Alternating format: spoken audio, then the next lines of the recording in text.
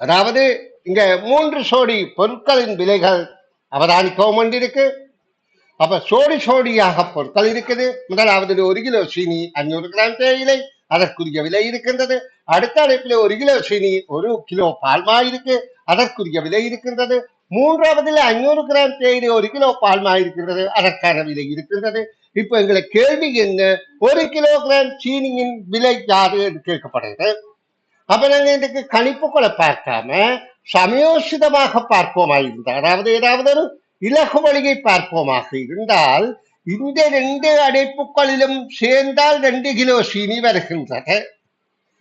அதாவது சேர்ந்த விலை இது ரெண்டும் இங்க பெரிதாக ஒரு அடைப்பில விலைகள் தரப்பட்டிருக்கிறது.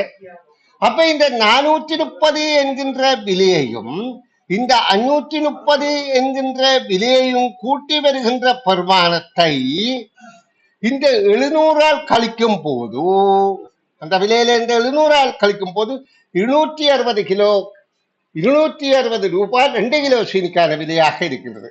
அதை 2ஆல் வகுக்கும் போது 1 கிலோ சீனிக்கான விலை 130 என்பது விடை ஆகின்றது.